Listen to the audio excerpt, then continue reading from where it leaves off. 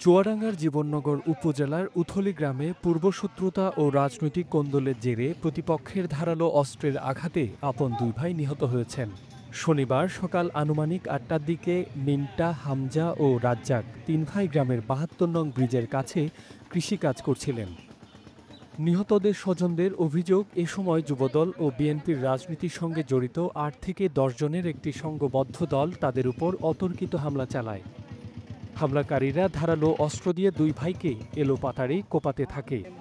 স্থানীয় লোকজন রক্তাক্ত আনোয়ার হোসেন মিন্টা ও হামজার অবস্থা গুরুতর হওয়ায় চুয়াডাঙ্গা সদর হাসপাতালে নিয়ে গেলে সেখানে তাদের মৃত্যু হয়।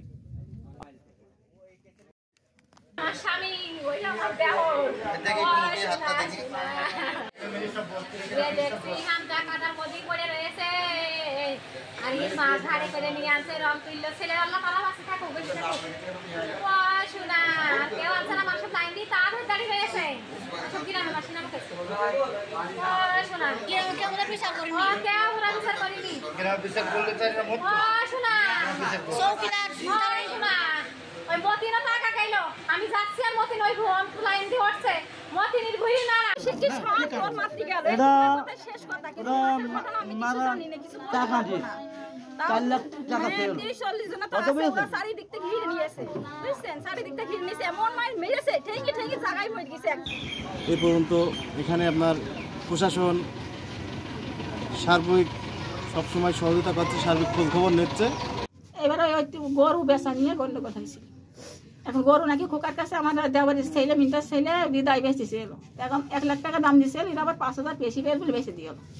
টাকা কিছু নিইনি, ওই কথাই দামে পটিনি, বেশি নি আমি বেঁচেছি। এই নেই ওদের দল বেশি, ওরা লোকজন বেশি, এইখানে এসে মারামারি করে মেয়েরা আমার দেওয়ারে যে কত কোপ সেইগুলো ছবি টবি আছে মোবাইলে, সেসব হামলা যে মরে গেল। গরু কোনো বায়না নেয়নি, তো সেই গরু অন্যথায় আমার শ্বশুররা বিক্রি করে দেয়। তো পরে 1 সপ্তাহ পর ওরা গরু কিনবে বলে বাড়িতে এসে তাদেরকে বাড়ির মধ্যে ধরে এনে মোড়ের মাথায় মারধর করে এবং যে মারা গেল 2 জনই, যারা মারা গেল এদেরকে সেই সময় বড় ধরনের মারাত্মক আহত করে এবং হাসপাতালে চিকিৎসাধীন হয়। প্রক্রিয়া হতে মেম্বার, চেয়ারম্যান, গ্রামে যারা আছে তাদের কাছে আমি দিয়েছি, প্রত্যেকে জানাইছি এই জিনিসটা। জানানোর পর তারা বলেছেন যে আমরা কিছু করতে পারবো না, এটা তোমাদের ব্যাপার, তোমরা আইনে আসছে না। আমরা আইনের কাছে বারবার আইছি, আইন বলেছে সাক্ষী নিয়ে আসো, সাক্ষী নিয়ে আসো। গ্রামের লোক তাদের ভয়ে সাক্ষী দেয়। এই ঘটনার পর থেকে উথলি গ্রামে থমথমে পরিস্থিতি বিরাজ করছে এবং যে কোনো অপ্রীতিকর পরিস্থিতি এড়াতে এলাকায় অতিরিক্ত পুলিশ মোতায়েন করা হয়েছে। গরু বেচা কেনার বিষয় নিয়ে পূর্ব শত্রুতার জের ধরে এখানে আজ সকাল 7টার দিকে 2 জন ব্যক্তি খুন হয়। যারা এই ঘটনা ঘটিয়েছে আমরা ধারণা করছি এটা পরিকল্পিতভাবেই তারা এখানে এসেছে এবং এই ঘটনা ঘটিয়েছে।